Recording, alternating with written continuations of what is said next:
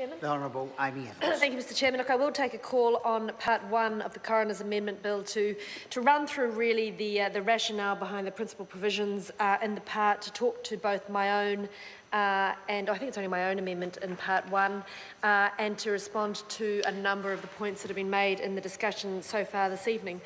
So look, I think the one point that the House is in clear agreement on is that our coronial system is an incredibly important one, an incredibly well-respected one, but also one that really works with people when they are at their most traumatised and is what a very foreign time of their life, no matter who you are. And I've certainly, sir, been in the situation of dealing with the death of a loved one and finding you caught up in this coroner's process. And for most of us, it's something we have never dealt with before. If we deal with it, it's all foreign to us.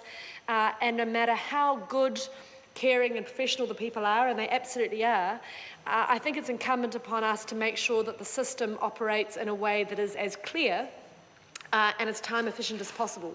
No one wants to be in that process any longer than you need to be, and it has a very real impact on bereaved families and loved ones, where the process of getting probate and attending to the resolution of the estate is held up in the coronial process. So there is a very real need, I believe, to ensure we have a coronial system that is not only well respected and professional, as it absolutely is, but that we have absolute clarity of the very important roles each of the professional parties play in the system, and that we reduce duplication, but also we provide a legislative framework that is cognizant of advances in medical technology. So, Mr Chairman, part 1, of course, begins by setting out the Chief Coroner's role, and is very clear about that. The first major change is to be very clear about the types of deaths that need to be reported. And I think these changes, and there are a few of them in this category, are critical. We do not need or have any benefit from our coronial system and the very high quality pathologist and coronial staff that we have being caught up going through processes where the cause of death is plainly apparent. And so under the bill, natural cause deaths in custody or care aren't going to be required to have a mandatory inquest. It will be sufficient if an inquiry is held. And to require families to go through that much longer process of a detailed inquest, where it is very clear to the parties what the cause of death was, I think is an unnecessary and very difficult requirement to put them through for no discernible benefit. Clearly, the coroner will always have the ultimate ability to order an inquest should they think that's necessary, but to require it as a matter of course without any sort of flexibility there, I think, sir, is absolutely unwarranted, and this bill will change that. The bill also provides in part 1 now the ability to provide for preliminary investigations to be directed by the coroner, so that the pathologist can use medical imaging and new technologies to determine whether in fact a full post-mortem is required. And we know that the very act of post-mortem is a very invasive one, and one that many cultures find quite troubling. And so if we can avoid the need for very invasive post-mortem processes, because the medical imaging equipment can give us the answers we need, then again I think that is something that we should provide for, once more within the control ultimately of the coroner.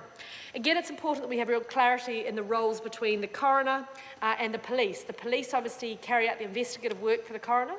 They are both statutorily independent roles and must maintain that independence, but we do need absolute clarity of the ability of the coroners to get that investigative capacity they require from police, but nonetheless not be able to control police and respect their ultimate independence. And the test that we've landed on of reasonable and necessary, I think, is the right balance. It might be the right point just to talk briefly to my SOP number 174, which also just goes a little further in that space of clarifying very clearly the definition of roles between the police in the extraction of a body and the role of the transportation providers, who are the mortuary services who are under contract to the ministry, who obviously move the body to the mortuary for post-mortem. I mean, it's a somewhat grisly topic, Mr Chairman, but of course there are situations where the bodies are in difficult, often forensically have to be very tightly controlled scenes, often in places of quite difficult access, and we have to have real clarity around the control and responsibility for the movement of the body from those situations to a place where the transporter can easily get to them. The body obviously is, for example, on a roadside or in a public park. Those issues don't arise, but nonetheless we do have situations where that becomes real, and it's incumbent upon us to have real clarity of roles. My SOP, Mr Chairman, will do exactly that, Mr Chair. Mr Chair, just carrying on, the part one of the bill also does something else that I think is worthy of specific mention. I don't think I've heard it tonight in the debate, and that is clearly provide for the role of forensic dentists in a post-mortem, and particularly in the situation of mass casualties. And I do want to just take a moment to reflect on being at Burnham Military Camp in the days after the February 2011 earthquake, watching the incredible, unbelievable work of our coronial teams, our pathologists and our forensic dentists who came from all over New Zealand at the drop of a hat, left their practices, left their families, and did the most remarkable, highly skilled, highly emotional and incredibly necessary work of body identification.